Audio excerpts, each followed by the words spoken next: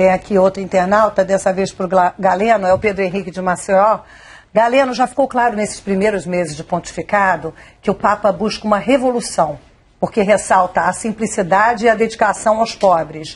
Esse momento na Jornada Mundial da Juventude é ideal para mostrar ao mundo essas mudanças? Acho que é um bom momento para você fazer aquela comparação entre ele e o Bento XVI.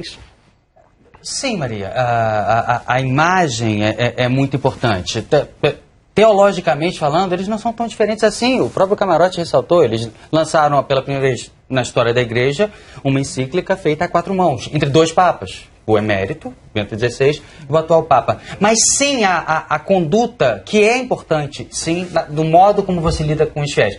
Vamos tentar lembrar um pouquinho o Bento XVI, que é o Camarote também, até me corrija, tá, por favor, Camarote, qualquer coisa que eu falar. Corrige, galera. O Camarote mencionou que Bento XVI é um dos maiores intelectuais, teólogos, um dos maiores intelectuais do século XX, pelo menos, e não apenas dentro da Igreja, do século XX como um todo. É o primeiro Papa que mencionou em cartas apostólicas Hegel, Kant, Nietzsche. Ele dialogava com a modernidade, mas ele tinha inimigo é forte, um adversário, claro, no seu pontificado, que era o secularismo.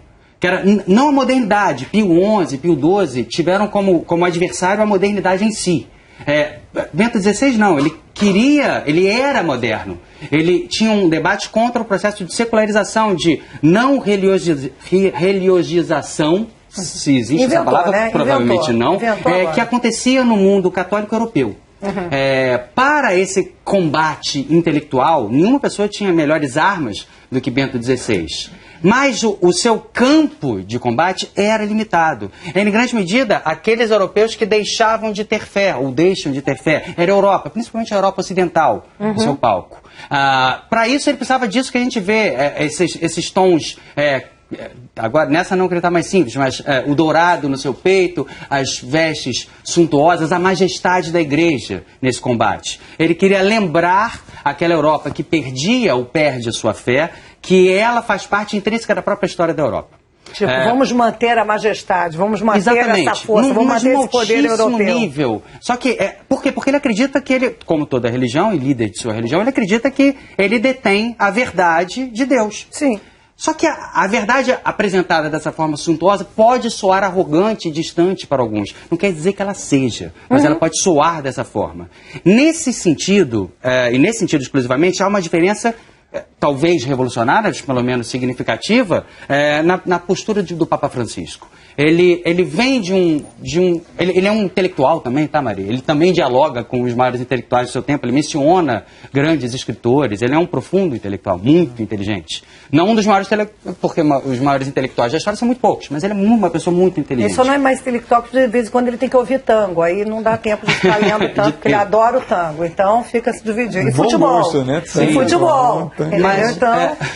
portanto, mas o seu campo de batalha, para mencionar essa apropriação indevida que eu estou usando dos termos bélicos para falar da religião, do Papa Francisco é muito diferente, até por causa do seu próprio passado como pastor, mencionado mais uma vez pelo Camarote.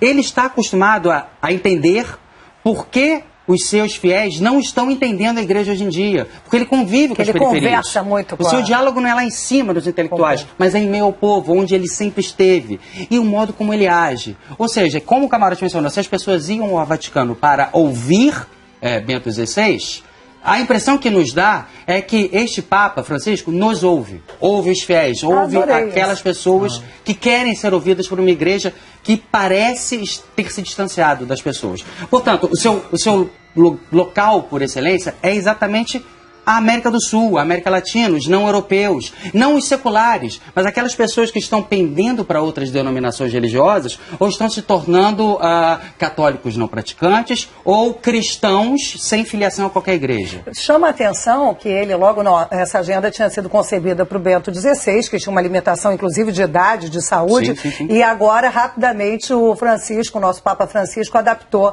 para a vinda dele. Então chama a atenção nesse tipo de prática que você falou, ele ter feito questão questão de ir à comunidade de Manguinhos. Sim. E ter feito questão também de visitar um centro de dependentes químicos, que é um trabalho que ele já fez muito, né, em Buenos Aires. E não usar o Papa Móvel blindado, mas o Papa Móvel não blindado, mudar a agenda em cima da hora para visitar a catedral, usar as vestes que usa, pagar a conta do hotel logo depois de ter esse eleito Papa. E não sei se vocês viram, apareceu rapidamente a imagem lá, ele carregando a própria bagagem de mão.